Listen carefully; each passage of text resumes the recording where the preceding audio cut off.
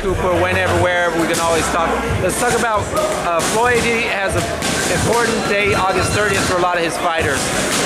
What do you think? Who are you looking forward to seeing on Saturday night?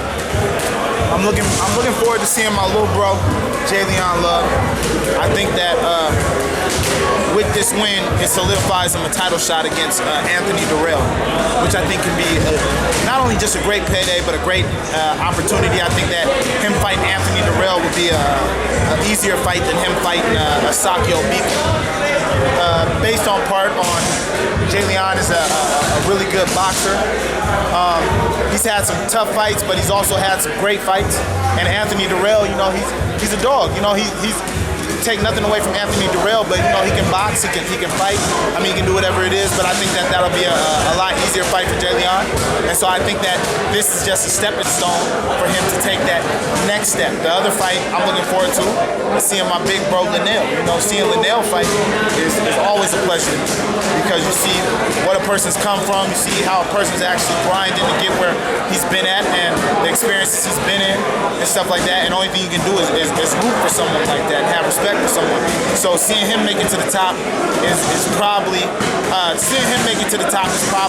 one of the best things that I'm looking forward to in the future.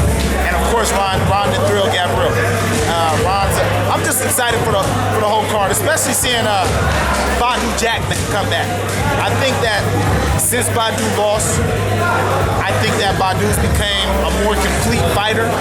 I think he's become a better fighter. I think he's become a stronger fighter, and I think he's become more mentally aware. So I think that I think this fight is going to be, I think he's going to make a statement this fight. Okay, what about Floyd? You feel he's embraced his role as a promoter, and what does this mean towards his life after being a fighter?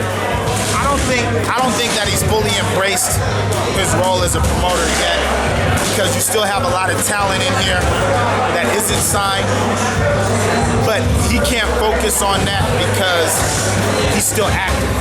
And since he's still active, he has to worry about numero uno. Because everybody in here is hoping that he gets to 50, he breaks that record. So he has to stay fully aware, and he has other situations that's going on that his mind's not fully into other people except his boxing, except his boxers. I think that as soon as his career is over, though, I think that he'll be able to focus a lot more, and I think that he has a niche for promoting fights. I think he has a niche for making champions, but I think that at the same time he's gonna have to move some fighters slowly because the more they win, the more money he gets.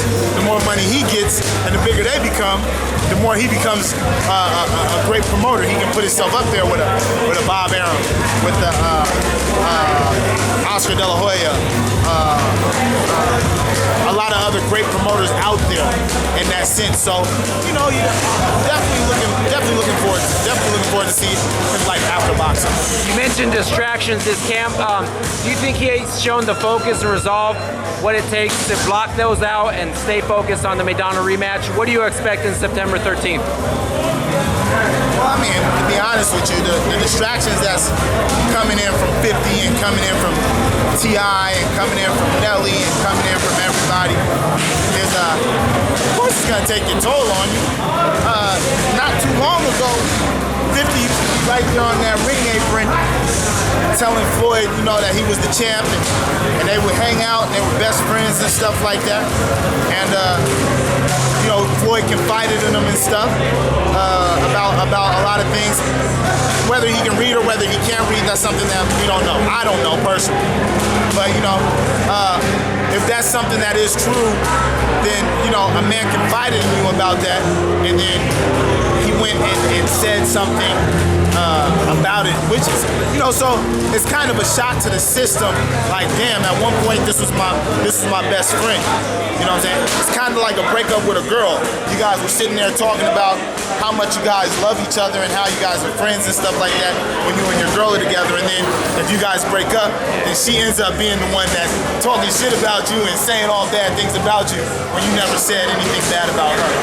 So, it'll be able to focus. I think he'll be able to focus. Of course, it's going to be a distraction. But, in the long run, I think that, the money man, he's going to take care of business.